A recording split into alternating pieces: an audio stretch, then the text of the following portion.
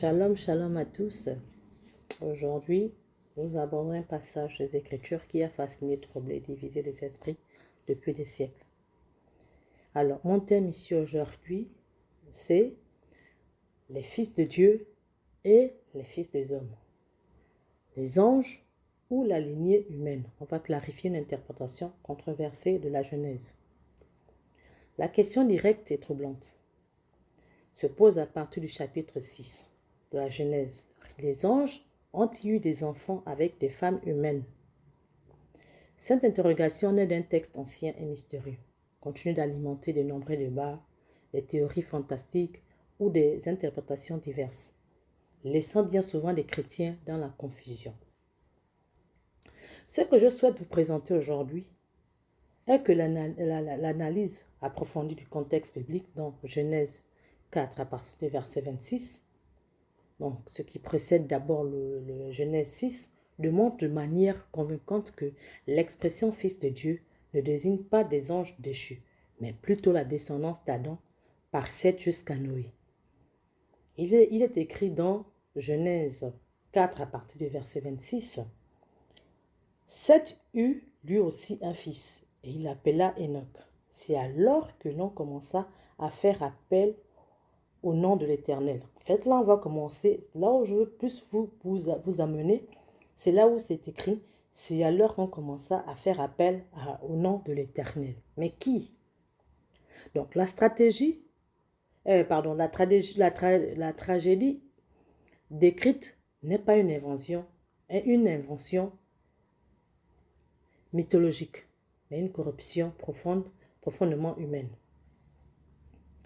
Pour établir cette vérité, je vous invite à retourner avec moi au chapitre précédent de la Genèse 5, car c'est là que la Bible elle-même pose le fondement de cette distinction cruciale. On a ici deux lignées. Donc, si on va commencer à lire dans Genèse 5, à partir du verset 25, non, on va commencer à partir du verset 21. À l'âge de 65 ans, Enoch eut pour fils Méthusélah. Enoch marcha avec Dieu 300 ans après la naissance de Méthusélah et eut des fils et des filles. Enoch vécut en tout 365 ans et on sait que celui qui a plus vécu par rapport aux autres. Enoch marcha avec Dieu, puis il ne fut plus parce que Dieu l'avait pris. Donc là, on va vraiment comprendre en fait là où il y a le début, ou encore il y a une lignée qui va commencer une histoire avec Dieu. Donc le livre de la Genèse n'est pas une collection d'histoires, d'accord? C'est un récit cohérent. Dès le chapitre 4, la Bible établit une distinction fondamentale entre deux prospérités, Adam et Ève, deux lignées spirituelles. Ici, on va voir la rupture avec Caïn. Donc, la lignée de Caïn, la rupture complètement avec Dieu. Après le meurtre de son frère, Caïn reçoit une sentence qui n'est pas seulement physique, mais profondément spirituelle. Dieu lui dit, dans Genèse 4, à partir du verset 11, « Maintenant tu seras maudit de la terre. » La réponse de Caïn au verset 14 relève toute la portée de cette malédiction. « Voici tu me chasses aujourd'hui de cette terre. Je serai caché loin de ta face. Je serai errant et vagabond sur la terre. » Ces expressions sont capitales. Être caché de la face de Dieu signifie être chassé de sa présence, de sa communion. La lignée de Caïn est donc établie comme une lignée de rupture. Une humanité qui vit en exil, loin de Dieu, errante et sans racines, sans fondement spirituel. Or, quand on va regarder ici la lignée de Seth, il y a le commencement de l'adoration. Donc, face à la lignée de Caïn, Dieu suscite une nouvelle espérance. Après la naissance d'Enoch, fils de Seth, donc le texte de Genèse 4 à partir du verset 26, offre une déclaration fondatrice. C'est alors que l'on commença à invoquer le nom de l'Éternel. Cette phrase marque un tournant spirituel majeur. Elle ne signifie pas que personne n'avait jamais prié auparavant. Non, je n'ai pas dit ça. Mais qu'une communauté de foi, une lignée d'adorateurs commençait à se former. Une lignée qui contrairement à celle de Caïn, cherchait la face de Dieu et rendait un culte public à son nom. Un exemple éminent de ce respect profond, la dévotion ou l'attachement sincère, se trouve dans Enoch 5 à partir du verset 24. Il est dit ceci, on va continuer, un descendant de Seth et de lui, il est dit ceci, qu'il marchait avec Dieu. Et dans Hébreu, on va voir que l'apôtre Paul avait mentionné, Hébreu 11 à partir du verset 5, c'est mentionné ceci. C'est par la foi qu'Enoch fut enlevé sans qu'il subît la mort. On ne le trouva plus parce que Dieu l'avait enlevé. Car avant cet enlèvement, il avait reçu ce témoignage qu'il avait plu à Dieu. Cette communion était si profonde, si intime que Dieu le prit auprès de lui sans qu'il ne connaisse la mort. Enoch illustre parfaitement la nature de cette lignée des hommes et des femmes qui vivaient en relation avec Dieu. Maintenant que nous avons, clairement établi l'existence de deux lignées, celle des hommes en rupture avec Dieu et celle des adorations qui invoquent son nom. Maintenant, on va aller dans Genèse 6 avec une nouvelle clarté. Est-ce que c'était une union terrestre ou une union céleste? Là maintenant, on va toucher notre sujet phare. Donc, nous arrivons encore même de notre sujet.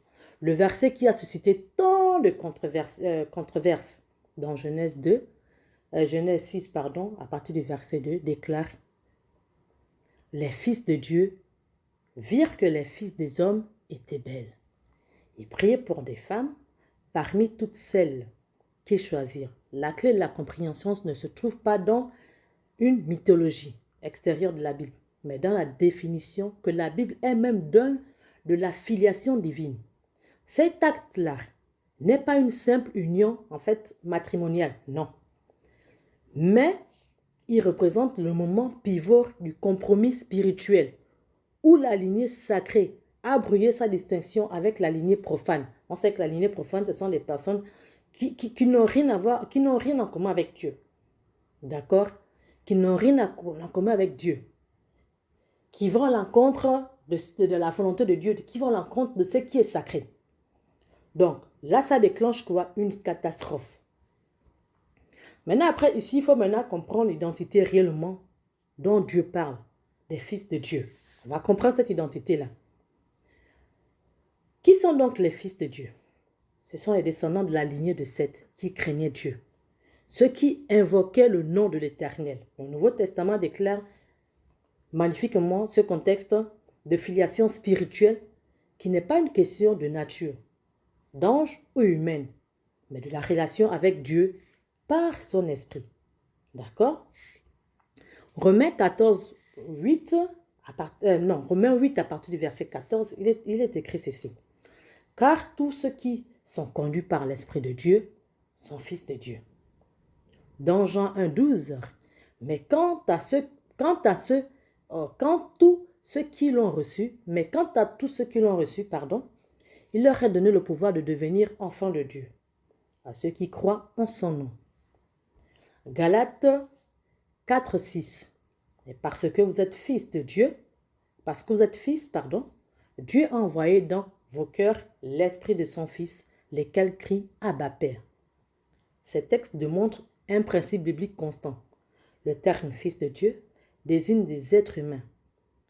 Donc, vous et moi, ici, les chrétiens, qui entretiennent une relation d'obéissance et de communion avec Dieu. D'accord? Qui sont guidés par le Saint-Esprit. Nous qui croyons, nous qui avons une foi sincère. Maintenant, ici, il y a quelque chose qui va ressortir vraiment une réponse à la méchanceté humaine. Donc, on va appeler ça le jugement de Dieu. Dans le texte de Genèse 6, confirme lui-même que le problème est entièrement humain. Remarquez les termes que Dieu emploie dans son jugement. Dans Genèse 6, 3, l'Éternel dit: mon esprit ne restera pas toujours dans l'homme, car l'homme n'est que chair. Dieu, donc ça veut dire que nous, on reçoit le Saint-Esprit. D'accord? Le Saint-Esprit, à ce temps-là, l'Esprit de Dieu habitait dans les hommes qui craignaient Dieu, donc la lignée de Seth. Et on sait que le premier homme qui avait été enlevé, qui n'a pas connu la mort, c'était Seth. Alors que le reste, là, tous sont morts. Même Adam est mort. Mais lui, Seth, il n'a pas connu la mort. Lui, c'était différent. Donc ici, Dieu ne parle pas des anges. Il identifie le problème à la nature charnelle et mortelle de l'humanité. C'est nous les humains, les chrétiens, enfants de Dieu, qui recevons le Saint-Esprit. Les anges voient Dieu directement. Ils adorent Dieu et obéissent à sa volonté tous les jours. Ils se prosternent tous les jours. Le texte mentionne ensuite dans Genèse 6, à partir du verset 4, que les géants étaient sur la terre en ce temps-là. L'un d'être la preuve d'une union surnaturelle des géants. Ces héros fameux de l'Antiquité doivent être compris comme le fruit de ces alliances impies. Qu'est-ce que ça veut dire impie? Quelqu'un ou quelque chose qui ne respecte pas Dieu. D'accord? Ceux-là qui rejettent la foi, qui agissent contre la volonté de Dieu. Donc, ils sont le symptôme de la corruption des hommes, puissants et peut-être tyranniques, au profit de la force et du renom. Leur existence n'est pas la cause de jugement, mais la manifestation à déchéance profonde qui a suivi le compromis spirituel. Le véritable motif du jugement est révélé dans les versets suivants. Dans Genèse 6, à partir du verset 5 à 7, le constat est sans appel. Dieu vit que la méchanceté des hommes était grande sur la terre et se repentit d'avoir fait l'homme sur la terre. Ce n'est pas une transaction mythologique que Dieu juge, mais la conséquence humaine est prévisible du compromis spirituel. Une corruption totale du cœur qui a effacé le témoignage de la lignée des hommes de foi. Ici, même s'il faut encore revenir même des géants, par exemple, quand on dit les géants de la foi, c'est pas dans le sens physique qu'on le parle, mais c'est dans un sens spirituel. Donc, en conséquence, il décide d'exterminer l'homme qu'il a créé, ainsi que les animaux. En aucun moment, le jugement divin ne mentionne une punition pour des anges. Non. La cause de la corruption et l'objet du jugement sont donc une seule même entité. C'est juste les êtres humains. Pour réfuter entièrement la théorie des anges, il nous faut maintenant examiner la véritable nature même que l'Écriture enseigne sur la nature et le rôle des anges. Qui sont les anges? Ce sont des esprits au service de Dieu et non des procréateurs. Ils ne peuvent pas procréer, c'est impossible. La Bible est formelle. Les anges sont des esprits. Dans Hébreux 1, à partir du verset 14, il est dit ceci. Ne sont-ils pas tous des esprits au service de Dieu, envoyés pour exercer un ministère en faveur de ceux qui doivent hériter du salut? Dans Psaume 104, à partir du verset 4, il fait de ces anges des esprits et des serviteurs de flammes de feu.